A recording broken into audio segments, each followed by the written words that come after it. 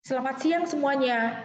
Pada kesempatan ini, kami yang terdiri dari saya sendiri Imelda Junita, Fanny Christine, Meli Margareta, Susanti Saragi, Tarming Kwang, Endah Purnamasari, Ferandi Carolina, Sri Zaniarti, dan Adelia Nurita akan mempresentasikan kegiatan pengabdian masyarakat dengan topik pembekalan literasi keuangan bagi siswa dan orang tua siswa SMA Santa Maria I Cirebon.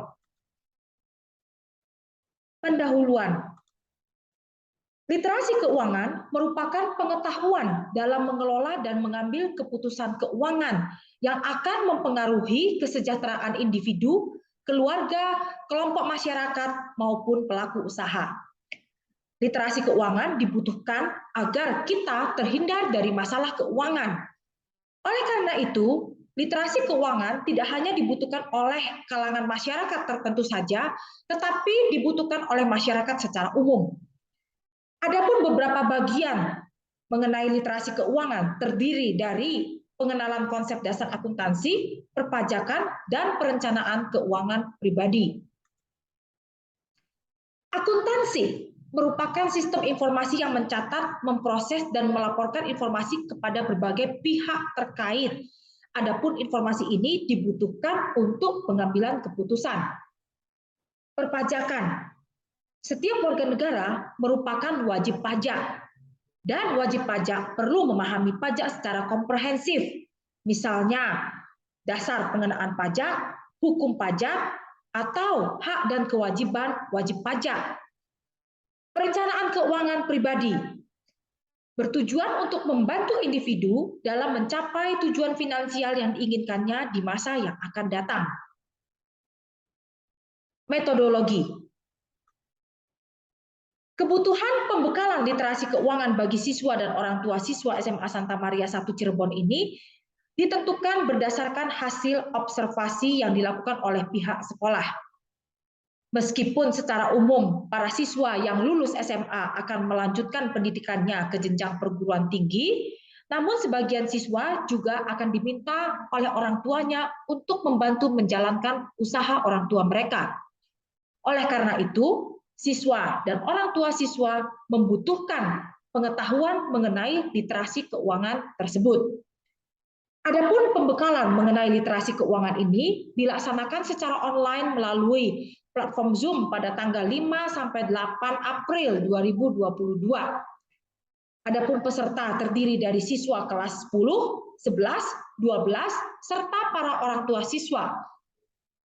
Evaluasi pembekalan ini dilakukan melalui pre-test dan post-test, yaitu tes yang dilakukan sebelum pembekalan diadakan dan tes setelah diadakannya pembekalan.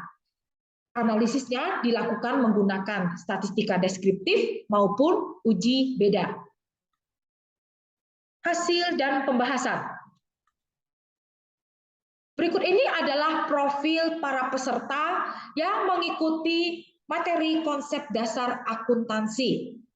Adapun jumlah peserta adalah sebanyak 209 orang, sedangkan profil peserta berdasarkan gender terdiri dari 42,11% laki-laki dan 57,89% perempuan.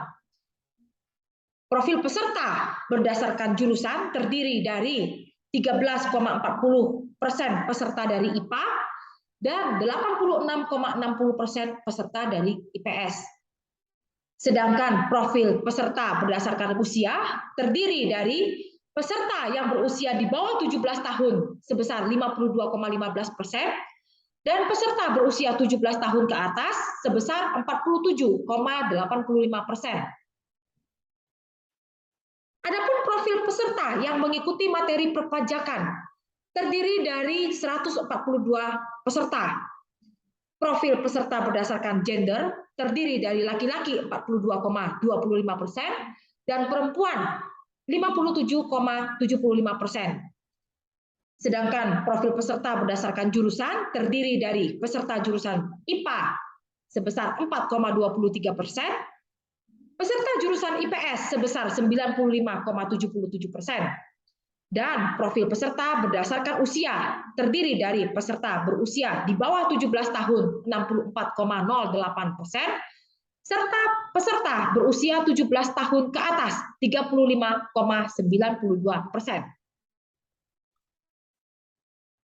Berikut ini adalah hasil uji statistika pretest dan posttest yang dilakukan untuk materi konsep dasar akuntansi.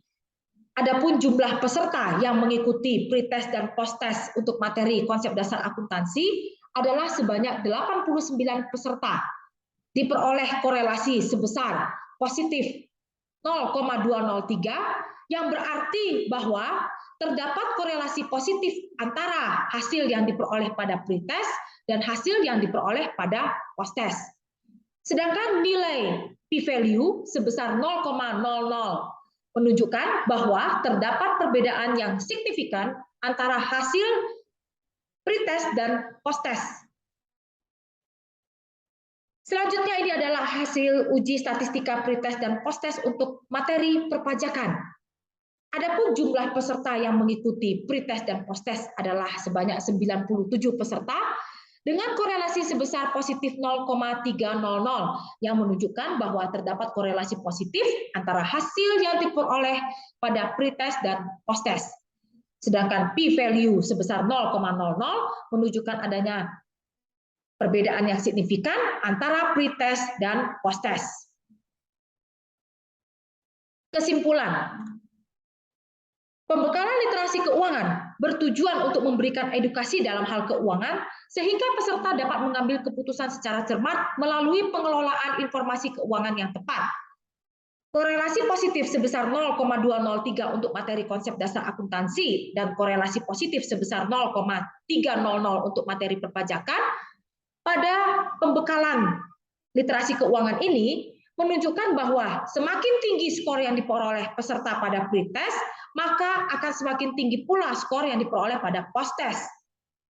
Sedangkan nilai p-value pada uji TPAIR sebesar 0,00 pada pretest dan posttest untuk materi konsep dasar akuntansi maupun materi perpajakan menunjukkan bahwa terdapat perbedaan hasil yang signifikan yang diperoleh peserta antara sebelum dan sesudah pembekalan.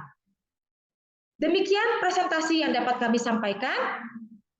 Sekian dan terima kasih.